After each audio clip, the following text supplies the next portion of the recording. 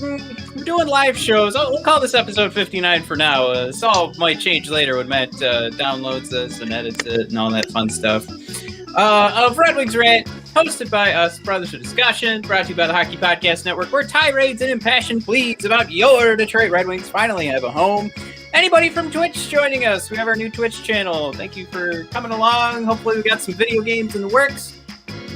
Like our number 2 most viewed video on our YouTube channel, Matt playing NHL 21. So of course, if I'm a smart analytic mind, what do I need to do? I need to set up a Twitch channel. Play more video games. NHL Twitch. Woo! Today, we're going to be talking about, even though we promised on the YouTube channel to talk about building a winner through free agency, we're also going to touch on Alex Tanguay being hired by Steve Yzerman and as an assistant coach, and the reports coming in that Keith Petruzzelli will not be signing with the Red Wings. Sad news.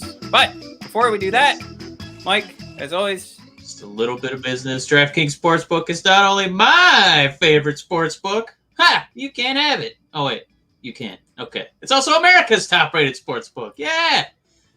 Well, patriotism. Woo! I love using DraftKings Sportsbook. Easy to navigate, plenty of instructions for noobs, and nearly limitless ways to get in on all the action. My every loved one has also loved DraftKings Sportsbook. It's true. There's Matt. He loves it. And I know you will too. Listen to this great offer. DraftKings Sportsbook is putting you courtside. So this is an NBA ad. I'm sorry. I'm sorry. I know where we are. I know who we are. But get courtside with a chance to turn $1 to $100 in site credits. That's right. Pick any basketball team still in contention. We're down to 4. Hawks, Bucks, Clippers, and who's the other one who's probably going to win the title? The Suns. Yeah. Pick one of them. And then they have to actually, win. But if they win, man, you can turn $1 to $100 in site credits. Oh. That's my half. You jump right in. I was looking at other stuff. Don't forget, DraftKings Sportsbook also offers great ads and promotions on baseball, hockey, if you want to bet on the Stanley Cup Finals, and so much more all week long. DraftKings is safe, secure, and reliable, so you can deposit and withdraw your funds at your convenience. Download the top-rated DraftKings Sportsbook app now and use promo code THPN when you sign up to turn $1 to $100 in free credits. Bet on the basketball team of your choice to win their next game, and if they do, you will claim $100 in free credits. That's promo code THPN for a limited time only at DraftKings Sportsbook. Must be 21 or older, New Jersey, Indiana, or Pennsylvania only. New customers only. Wager paid out inside credits. Restrictions apply. See DraftKings.com/sportsbook for details. Gambling problem? Call 1-800-GAMBLER, or in Indiana, call 1-800-9 with it. Matt, Mike, I have not looked at the numbers yet, but is the over-under for goals allowed by Montreal, is it 5?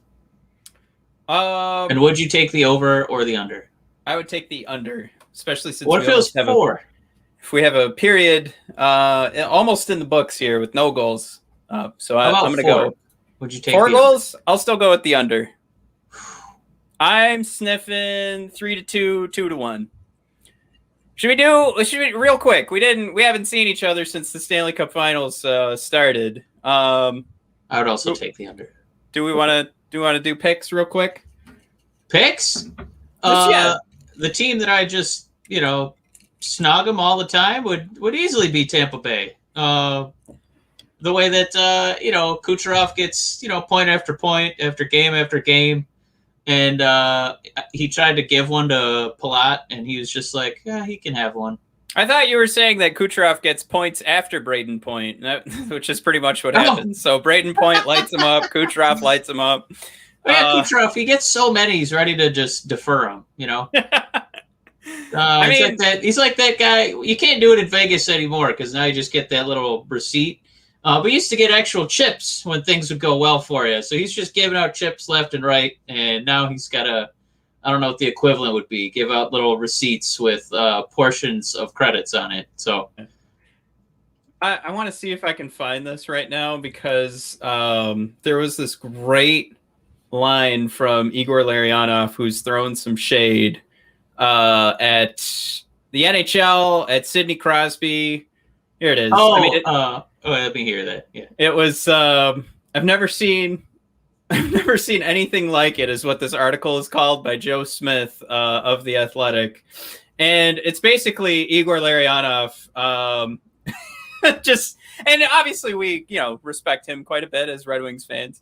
But him throwing shade is basically him going, I mean, we've seen like Sidney Crosby do some stuff, but this isn't that. This is way better than that. And it's like, whoo. I mean, Igor's pumping his home country. You got to respect it. He's playing the game. But yeah, I mean, again, if we want to take away the fact that he is kind of playing that game and tooting his own horn from Russia, but I mean, he is right. Everything you're saying is right. I mean, Kucherov really is just blowing it up, and I wish that this article actually came along with that list of stats that we saw, because now he's in as if we go back to like the last 20 seasons. Yeah, didn't he get? He's in Gretzky Lemieux territory now. Yes, he is. Yep. Or yeah, you're right. Not 20 seasons, like 40 seasons. Yeah. I forget what year we're in. Time's really going by fast, man. Yeah, it's 2021. Are we still 20, or are we getting closer to 40? Right. I don't know what I like more, that the Cooch is just dominating, and we don't have to talk, about Lemieux anymore. We could just say Cooch and say, I was there. I saw one of the greats. Or the people who are still upset about the Tampa Bay management knowing how to exploit the rules of the salary cap, and then the higher ups in the NHL just going, well, I mean, you all could. So, no one's stopping the rest of you from doing it. So, yeah, just go ahead and bench one of your superstars for the whole year. Still get one of the top seeds and then advance in the playoffs. Nobody's stopping you from doing that. So I think they're in a mad scramble to try and fix it or do something to curb it. Man. They're going to try something. There's going to be, remember with the All-Star game when the Red Wings just wanted to skip the All-Star game. And then they were like, all right, if you do that, you're suspended and fined for like a week. And the Red Wings were still like, cool, no problem. We'll take a vacation. But it's like, what I thought was funny is that was the punishment. It was because the Red Wings were already trying to get time off. So Gary Bettman said, you know what? You're not playing. And then Lidstrom's like, no, I don't want to play. No, that's right. You're not going to play because I'm telling you you're not going to play. And Lidstrom's just I really put him in his place. All about it. Gary Bear. Man, we have some Red Wing oriented topics for today. We do. Mike, we've been talking the draft nonstop for almost all of June, a little bit of May.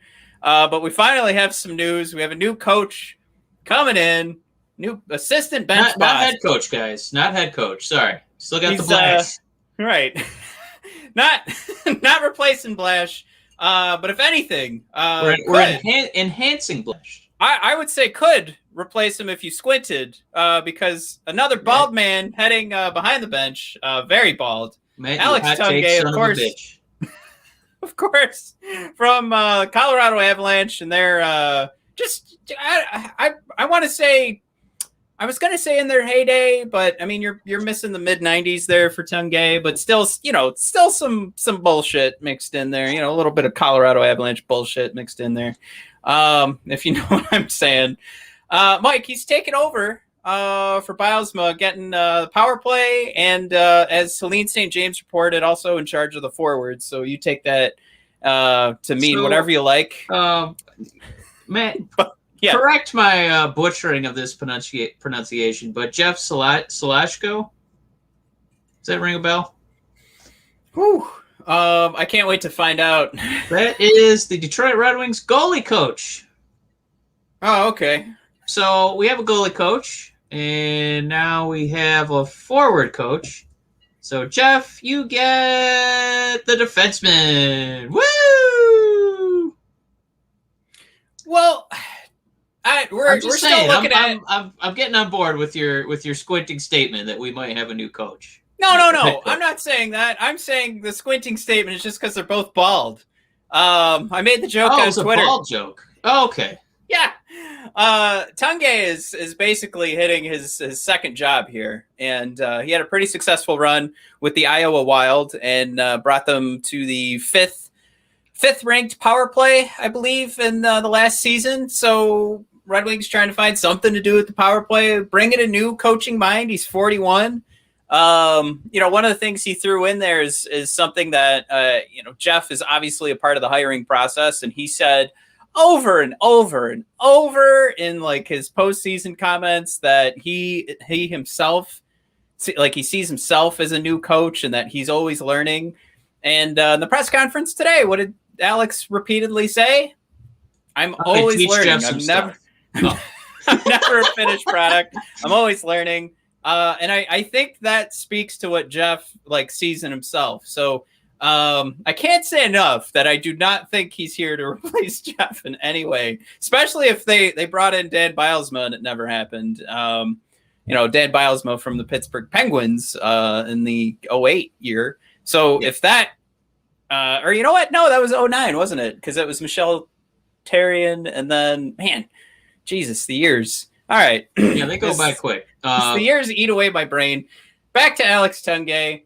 Again, that was all about my joke on Twitter where Steve Yzerman, I said, sees himself in his coaching staff. And that only is because they have shiny bald heads.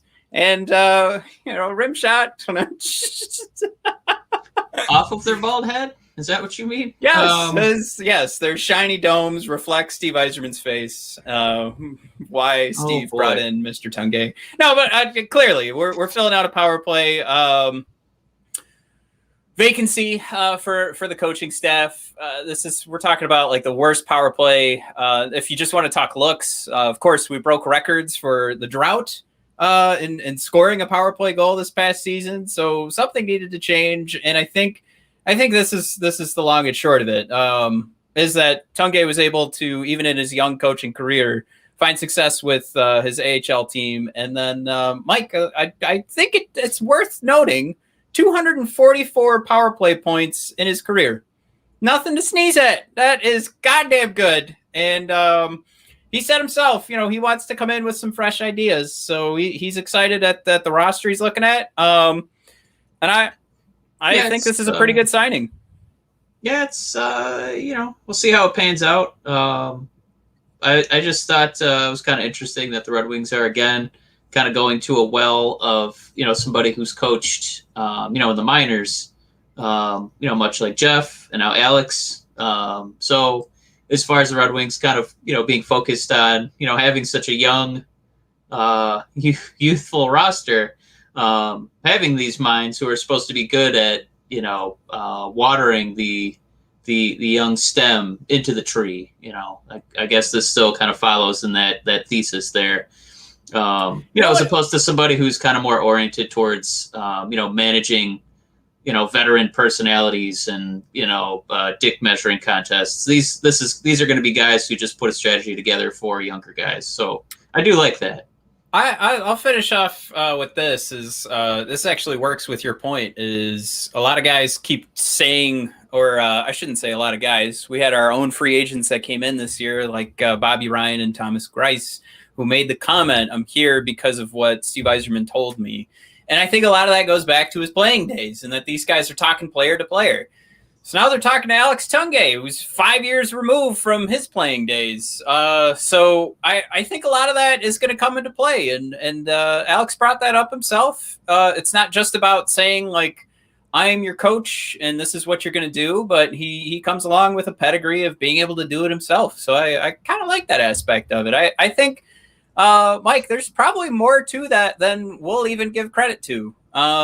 That's what Steve Yzerman's doing to bring guys in here. You got to imagine he's going to do it to get buy-in for these young kids, especially if we think there's going to be a lot of turnover. and a lot of the names are going to be different, and hopefully a lot of the names are going to be younger. So bring in Alex Tanguay, maybe a cool cat that they respected while they were watching TV when they were a little bit younger, right? That doesn't hurt either. All right, moving on to some sad news. We bring in an Angel, Alex Tanguay, and another Angel leaves us. My Keith Petruzzelli, regardless if it's him not signing a Red Wings contract or the Red Wings not offering him a new contract, what we know is that he will not be signing a contract with the Red Wings. I made the joke on the old Twitter, all those wasted Instagram DMs of trying to get him to join the show. Unfortunately, won't make a lick of difference now, but he's available. So we could actually have him. There won't be any issues contract-wise with the Red Wings and him joining our podcast, but it won't mean a thing because he's not going to be signing a contract. He's a 22-year-old goalie prospect. Fantastic season with Quinnipiac in the NCAA. 926 save percentage this year. Mike, this comes. Let me see if I can read this off real quick because this is like. This is when you're looking at a prospect. This is what you want to see: is growth, maturity, and he's really just getting better. I mean, some of that comes with he's in the NCAA, so when he gets into his fourth season, he's also playing freshmen who haven't seen any NCAA hockey. But let's go through the numbers. Mike, 2017-18, 892 save percentage. Next season jumps up to 904. Next season jumps up to 920, very respectable. And then, like I mentioned, this past season, 926. So he incrementally got better with the save percentage, clearly was learning. And I thought was making his moves to be our top goaltender prospect. 6'5". Sure, he's a little light at around 170, I think, off the top of my head. But I mean, a 926 save percentage in the NCAA, clearly showing growth, like we just mentioned, in his save percentage statistics. And then, I mean, it's a tough season for the NCAA. They didn't know when they were going to start playing, and he still came in and had a hell of a year. So, I mean, left and right in the NCAA, we're seeing cats that are not playing up to, I don't know, if we just want to say up to the standard that you'd expect. And Keith just made it look easy this year, but now he's going to be outside of the Red Wings prospect pool. Yeah, it looked like he wasn't just doing, like you talk about year by year, he's improving and his, statistically all his numbers are just getting better and better and better. And it looked like he's actually up not just for the best goalie in college hockey, he's up for the best player in college hockey. Yeah. Not necessarily winning the award, but, just to be kind of nominated for something like that. And I think it's Hobie Baker, the Hobie Baker Award. And it's tough. There's still not a lot of literature on this yet because we're still kind of waiting for this story to come out a little bit more. But it looks like he wants to go test the waters. So come August, that's kind of a huge bummer because it looked like, we were looking for a 6'5" goalie prospect with, with some numbers that would, inspire you and think we're going to be, okay in the future going forward. So if this holds sway and there wasn't really any notes about, him wanting more money or a change of scenery or if he wants another year in college or Europe or whatever the hell he wants to do. It's still kind of up in the air. We'll probably have to have updates, in the coming week or so. I think he can do another year of college eligibility because of COVID. Okay. I think that might be the rule, but he is in his fourth year. Mike, the point of the Hobie Baker is a fantastic point. Can you imagine getting a finalist for that award? Granted, there's like 1,000 finalists, but one of them, and the Red Wings were like, eh. Now, to that point, I brought that up because when we spoke to Ryan Lambert from Puck Soup podcast, I tried to get him to hype me up on Keith Petruzzelli. And you guys can go back and listen to that interview. I did slice it out on our YouTube page. So it's just Red Wing Rant Conversations. And it goes to the Ryan Lambert conversation. He said, like, the problem with Petruzzelli, and you see the growth, goes back to the fact that he is playing freshman now in the fourth year. Also, goalies that find success in the NHL don't have that freshman slump. Don't have issues in the sophomore year. Freshman, sophomore year, junior, senior, they are killing it. So he brought up the names. I'm not going to be able to rattle them off right now. How about an easy one? Ryan Miller. There we go, from Michigan State. Like those are the names where they just crushed it start to finish. And that was his bugaboo with Keith. Was his argument was, you see this a lot of these kids getting better as they get older. And that's the long and short of it, is that he didn't make enough of a difference for the Red Wings, apparently, at this point, for us to give him a real shot. But, I think he was on everybody's mind at the end of the NCAA season of like, wow, okay, maybe we have a goaltender prospect. But, here we are. He's gone. And we're all going to be... Yeah, we're still waiting for word from, the brass tacks. Stevie Y to kind of comment on that a little bit. But... we love nothing more than to read some tea leaves on this program, Matt. So with 2 first-round picks, it's starting to get likelier and likelier that Red Wings are going to be gunning for either Wallstedt or Kosa. Kosa, my beloved 6'5" monster. This kind of feeds into it. We don't know if the Red Wings maybe said something, if it was, exclusively just Keith saying, nah, I'm good, or if the Red Wings also kind of said, Right. I think that's probably the best point too to keep. I was going to say harping, but just to continue to bring up, is we don't really know what the story is here, and this was all reported through Twitter of just saying, starting to hear, like that. We don't have any real confirmed information here, but somebody heard something. But I do like your point of, if it was the Red Wings, did this just put it in stone that Wallstedt's going to be pick 6? Could be.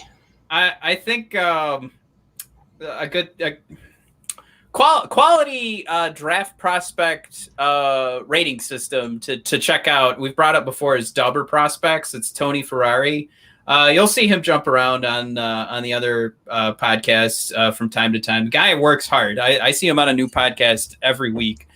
But I did want to bring up his take because I thought he was speaking directly to me. But here's his take on Jesper Wallstedt. You say drafting a goalie this high is a dumb move. And by the way, this is his number 3 guy on his list. You think it's a dumb move? I say you're a coward and need to grow a backbone. I was thinking maybe a pair. If he had said that, it would have been better. As possibly the only true franchise-altering talent in the class, if Wallstedt isn't at least in the conversation for teams at the top of the draft, they're doing themselves a disservice. So any team, basically, that isn't considering this in the top 10 is making a huge mistake. He's one of the most technically sound goaltenders in years. Wallstedt has the incredible ability to put his athleticism on the back burner with save after save, making it look easy because of his elite puck tracking and positional play. That's not to say that he is unathletic, as some have suggested, because he has made numerous stellar saves from a position of desperation this season, showcasing his body, explosion, as well as his flexibility. I'll say it again. If Wallstedt isn't in the conversation for teams at the top, it's a mistake. Now, I just realized, Mike, Tony needs a better editor because this is littered with spelling errors, typos, top to bottom. Mike, this is what I'm telling everybody right now is a top prospect rating system or a place to get your prospect information. But goddamn, Tony, somebody's got to read through these. Just released it this morning. We do have some comments here. Petruzzelli can stay 1 more year in college. Thanks, Eric. And Detroit still retains rights, Yzerman said in the presser. So, Eric, if you could let me know, are you talking about the presser from this was a couple weeks ago, or did he make an announcement today with the Alex Tanguay signing to say that Petruzzelli was sticking around? And then Nicholas Bauer, I don't know if I should say your whole name. Yeah, you're on YouTube. You put it on there. Who should Detroit pick in the 20s? No one has talked about that pick. So What's funny is our last episode, we touched on Kosa, but all of our comments on YouTube were it's not going to happen. Kosa's going way earlier than that. You guys are kidding yourselves if you think you can hold on to that. I mean, if we look at this Dauber prospect ranking again from Tony Ferrari, highly respected prospect ranking. I don't know, system. Would just a website? Should I just call it a website? He's got Kosa at number 22. Technical term, website. Because it's not a system. It's just a guy's head, and he's got a bunch of people writing with him. Eric did throw in there a couple weeks ago. The thing about Petruzzelli today, Eric, was that there was mention on Twitter going around with Detroit's media types that Petruzzelli is not getting a contract offer from the Red Wings, or Petruzzelli was offered one, he did not sign it. Regardless, it looks like he's moving on from the Red Wings, was the report earlier. But thanks for throwing that out there, Eric. So that's to go back to Nick's question, stick with the Kosa conversation. If you think he can fall that far, we're super high on him. Mike, I think you said 6'5" earlier. Tony Ferrari has him listed at 6'6", so he grew an inch from the last time Tony put out a draft ranking. Yeah, I remember. Isn't Watstead? Isn't he 6'2"? 6'3". 6'2", 6'3". Jesper Felsted. Yeah. I don't know why I keep shrinking these guys, but yeah. Yeah, it's all madness. You're a fan of pro wrestling, so you know the heights are all over the place. Should be overdoing it. Yeah, 6'6", 400 pounds. Yeah, there's so much talk about it being madness to draft a goalie, but then both of these, guys are predicted, to go higher and higher and higher now. One before the Red Wings pick at 6, Kosa potentially before we pick again at 20. I don't know. This draft is going to be all over the map. I wouldn't be surprised if we miss out on both goalies. And then it's just going to be, whether Yzerman is confident that those guys are going to be there and starts throwing out all those bonus picks that we got laying around to try and snag one of those guys. I don't know. It's I know that's what I would ideally like. Defenseman at 6, at 20. My boy Kosa's still there, but we need a lot of dominoes to fall in our favor. So, well, it's the same argument where I would not have picked Volstedt from the get-go, and it's my I don't like goalies in the top 10, and people have been throwing out Vasilevsky and Carey Price playing each other, but don't forget Vasilevsky late in the first round. Carey Price, of course, highly touted, goes first, but I just that seems so hard to hit on, and I just I don't know. I'm still having trouble latching onto it, even though it looks like an inevitability, but. Then you play the going into the 20s game, and if and here's Nick. He says if Kosa is picked, he wants Chayka. But yeah, to continue the Kosa conversation, if he's there, I like it, especially if right now we're making decisions to drop who I would have thought would be our top goaltender prospect. Now Chayka, what's funny is everything I've seen. I thought he might be going earlier, but I'm all about it. I'm crossing my fingers because Chaz Lucius has been all over the place. But I think recently he's really jumped up into like the top 15. And that's sort of a bummer because when I was doing my early mock drafts, that's who I was picking. Scott Morrow is another one where at least if he's a right side defenseman and the wings are littered with them. I still like the idea, though, that he gets comparisons to Cale Makar. Scott Morrow out of Shawtuck. 6'2", 198 pounds. Like I said, the right side defenseman. That's something to me that it feels like I just keep looking at guys I'm hoping are going to slip down to us. I don't know. Chayka's not a bad one either because he's another one of those guys when you go through, they'll do combine all the rankings, all the different sources, elite prospects, that's one of our favorites.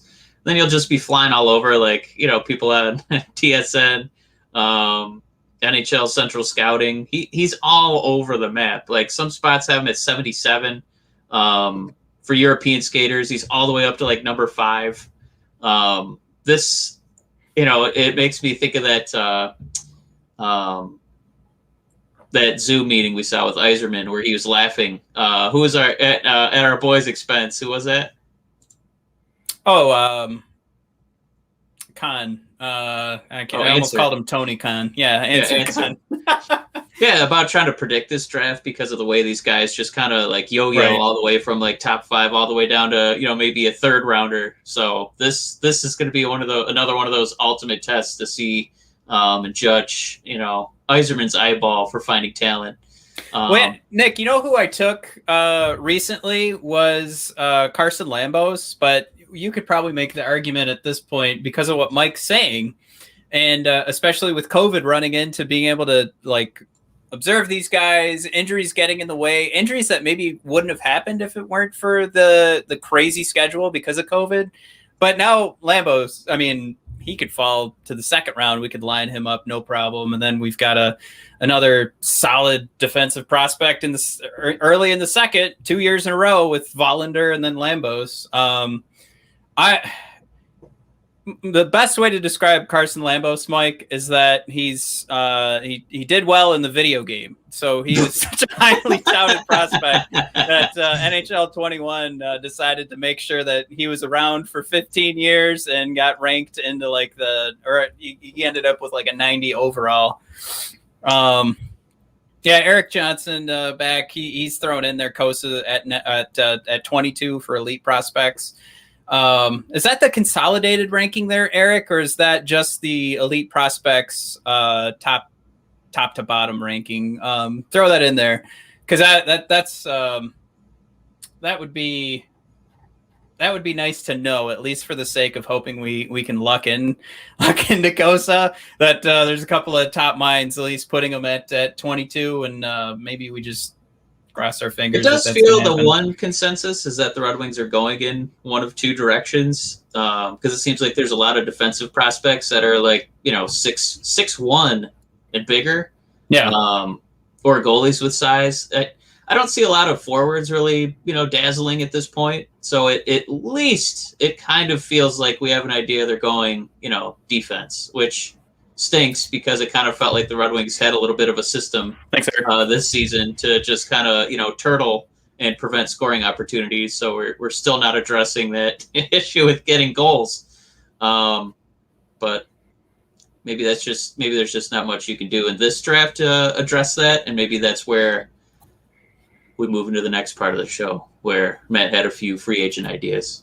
Oh, few pie in the sky free agent ideas, but so I thought they're out there. They're technically available. Yeah. Here's the rules. We're building a winner through free agency. So basically what we're saying is we're going against what everybody else says. And, can you just build through free agency? No, you need to build through draft. Yzerman, of course, built the Lightning through a lot of fantastic trades and the draft. So here's my rules. I've got to make sure I follow the RFA rules. I can add some draft picks, but the Red Wings were granted early access to every pending free agent. So teams can't even re-sign their own guys. I have access to everyone. So technically, we tampered in this game without any tampering penalties. I love those too. Great segue. Right. So we're allowed to tamper. I'll start here. There's probably more guys from the Red Wings I could have re-signed, but just to get the easy ones out of the way, Bernier and Grice are returning. If I'm the guy who's going to sit here and go, I'm not going to draft Wallstedt at 6. My official statement is I'm not going to be bummed about it at all, but I think I would just go in a different direction. If that's my comment, then of course I'm fine with Bernier sticking in net. So line it up. All right. So hey, we saw the stats out there. He's great against a breakaway. I don't even know why we play defense. Let's put that theory to the test. More breakaways against Bernier. Let's see what you got. Now I'm gonna pull this up in a second so everybody can take a peek at what I have built. But before we get into that, just the sort of just to set this up, this is a team that Jay Fresh's roster builder has us at 104 points next season for 82 games. Oh, yeah. I thought we were playing 164 games. So, okay. This is a regulation season that we're going to get 104. We're not playing extra games. All right. Gotcha. We're not combining preseason. Okay, go. Let's go with the biggest acquisitions here. To start, we're losing 4 first-round picks, Mike, because we're going to go and get Elias Pettersson. We're all in.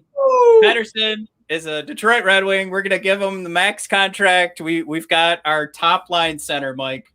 And before I line up, who he's with, we'll go through some other acquisitions here and who else is going to get the call up. I'm putting Lucas Raymond in the lineup. We're doing it. It's good to go. Line it up. Also, I should probably mention Jakub Vrana's getting his contract. So that's good to go. All right. So we're going to bounce to, or I don't need to say which line we're bouncing to. I'm also bringing in Mike from Tampa Bay Lightning, Blake Coleman coming in. Okay. So we're bringing in, here's the second guy I'm going to bring up that is in the Stanley Cup Finals. Mike, we love him to death. Philip Deneau coming in to the Detroit Red Wings.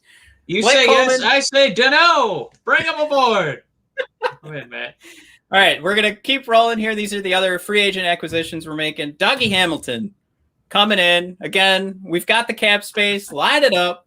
Alec Martinez coming over. And to finish it off from the successful season from a struggling team from the New Jersey Devils, found a way to find success. Ryan Murray coming in. All right.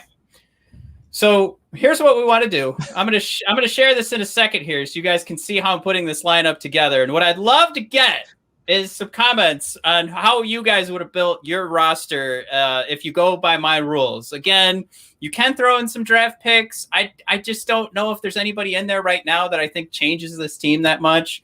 But you have access to every player before free agency starts. You got to follow the RFA rules, but try and build me a champion. So let me show you after I let you know who I did sign here. Let's pull it up here, Matt. Can you also pull up where's my cap friendly here to see first round picks we'll have for the next 5 years? We're gonna have 2 this year, and then looks like 0 for the 4 years after that. This better pan out. Can you see this? Yeah. If you kind of let me maximize here. Yeah, you can kind of read it. Okay. Good. So that first line, Mike, we're going to have the checkmates sticking together. You've got Philip Zadina, Jakub Vrana, centered by Elias Pettersson. That's right. Second line, Mike, here we go. We're going with all draft picks. Tyler Bertuzzi, Dylan Larkin, and Lucas Raymond getting a shot. Third line, Mike, this is my favorite line that I built. Is Blake Coleman, Philip Deneau, and Jonathan Berggren, who's also getting his shot in the lineup. Now, Berggren has played center, but most recently over in the SHL, he's a right winger. So I thought this would be the best way to bring in probably the best strictly defensive forward and bring a little bit of offense and some skill from Berggren. But then also we're just getting a lot of stability from Blake Coleman. So I love this third line so goddamn much. And then my fourth line is pretty much just filling out like shitty Red Wing team favorites. So I'm not saying these guys are shitty. I'm just saying they look so much better when we're shitty. So that would be Adam Ernie on the left wing. Joe Veleno's distinction. Yeah. Right. Joe Veleno's centering this line and Robbie Fabry leaving the center position, going back to wing. This fourth line, I almost love as much as the third line. But it's our defensive cores, Mike, that are really getting me excited. Mike, this first defensive pairing, I don't know how it could go any other way. Dougie Hamilton, Moritz Seider. Line it up. Of course, Dougie coming in with a high price, just like Pettersson is going to have to. Probably just like Philip Deneau and Blake Coleman are going to have to, too. But we can make it work. All right. Alec Martinez, Philip Hronek are my second D pairing, and then like I mentioned, Ryan Murray coming over, playing with Trey Stetcher. So I really am crossing my fingers that Troy isn't getting picked up in the expansion draft, which I think there's very high likelihood. Also, pretty high likelihood is just Svechnikov. But there you have it, Mike. Like I mentioned, I'm sticking with Bernier and Grice. As Jay Fresh's roster builder points out, not going to do us any favors, but it's got us projected at 104 points. Now, the asterisk with that is this does not include like any points we're getting from Lucas Raymond's ability to play Berggren or Joe Veleno, because there isn't anything or Moritz Seider, because there isn't anything in Jay Fresh's system that can project what a rookie would be able to bring to the team. So you can make the argument like 104 points could be higher, but we reached that 100-point threshold, and goddamn, this is a sexy lineup. I gotta say, Matt has mortgaged the future for Pettersson for 104 points next season. For 104 points. Man, you've really got to be like in love with this team. So Matt basically said we're going to get the best, arguably the best forward and defenseman on the market. We're bringing them both in. Matt, if you had to pick one, and I'm not saying which player is better because it's Pettersson at this point. Which one would you add to the Red Wings, knowing what type of mortgage, what kind of mortgage you got to give up for Pettersson? You got to hope that Yzerman has already nailed all his drafts, and then we're not going to get a first-round pick for a little while, or at least not a Red Wing one. Which one of those two would you say is a better investment? Oh, Pettersson and who? Oh, and Dougie. Whew. Pettersson's, honestly, even with all the first-round picks, like that's what you're hoping to land in our next 4 first-round picks is someone with the skill of Pettersson. So that's the argument to be made. And you also like to hope that the Red Wings continue to get better, so those first-round picks mean less and less. The real loss, though, with all those first-round picks is we see like Tampa Bay throwing out first-round picks year after year to build their team up at the trade deadline. How many opportunities are you losing going forward, especially now that we're saying we're a playoff team, to improve this lineup? There's 4 right there. They're gone. So there's a lot you lose with that, and not just being able to draft someone in the first round. But Dougie Hamilton is going to be an amazing pickup. Every single beat writer has their latest rumors. My team is going to pick up Dougie Hamilton. So I really don't know where he's going to go at this point. It doesn't make sense right now for the Red Wings. So I'm not saying he's old, but you get a 22-year-old Elias Pettersson. So that's where the deal's at. It's the Pettersson negotiations are going to be really interesting, just because Vancouver's cap situation is not super ideal. Yeah. They're going to be bumping against it, and Pettersson and Hughes are both looking to get new deals. That would be like for the rest of the NHL, that would be the only way for them to kind of, luckily these guys are both in the same year, like the Canucks are kind of screwed. Right. As far as, offering long-term deals to both those guys. So that's where somebody could kind of swoop in, and knowing that those guys both hired like new power agents, JP Barry, Pat Brisson, they're really gunning for big money.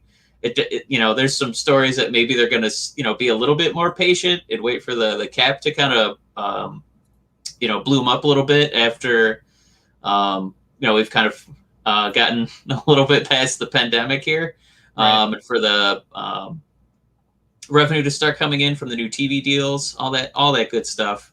But signing the new agent for Pettersson this year makes me think that he's kind of rubbing his hands together, and I I don't think he's going to be given any discounts. It definitely looks like he's going to be asking for a lot.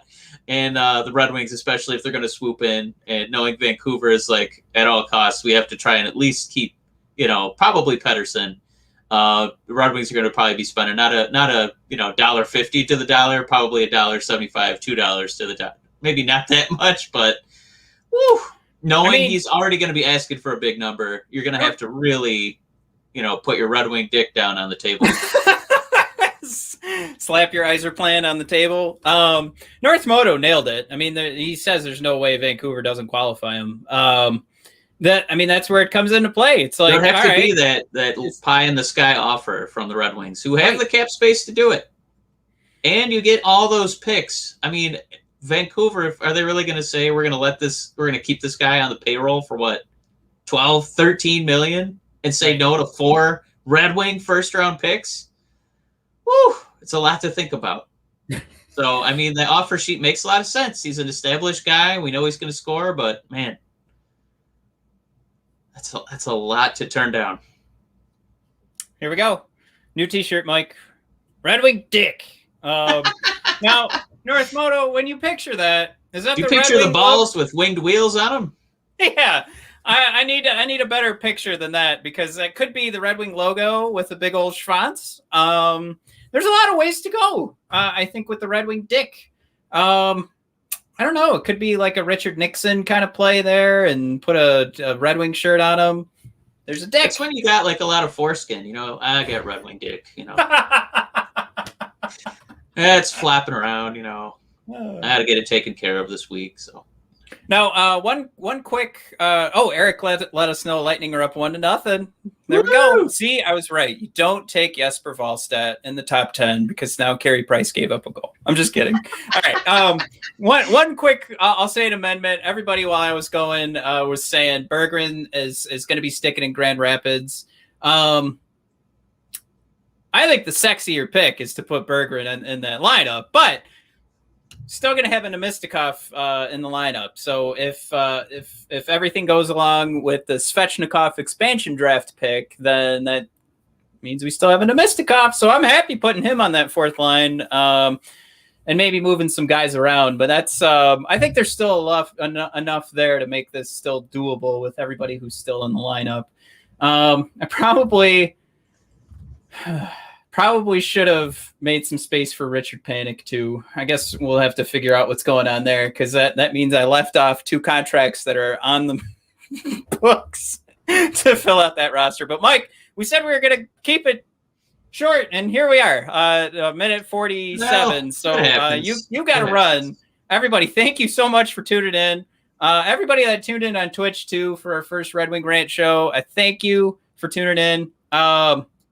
And special thanks to North Moto with the Red Wing dick shirt. I can't wait to get those printed. Tell you what, North Moto, send us an email. What is it? Admin at bodpodcast.com. Yeah. I'll just make a T-shirt and we'll figure out a way to get you I almost said an Iserman dick. A Red Wings dick T-shirt. Wow. All right. I didn't know he opened up an OnlyFans. Yeah, I thought things were going well over there. This is the end of our relationship with YouTube. Okay. Everybody, thanks for tuning in.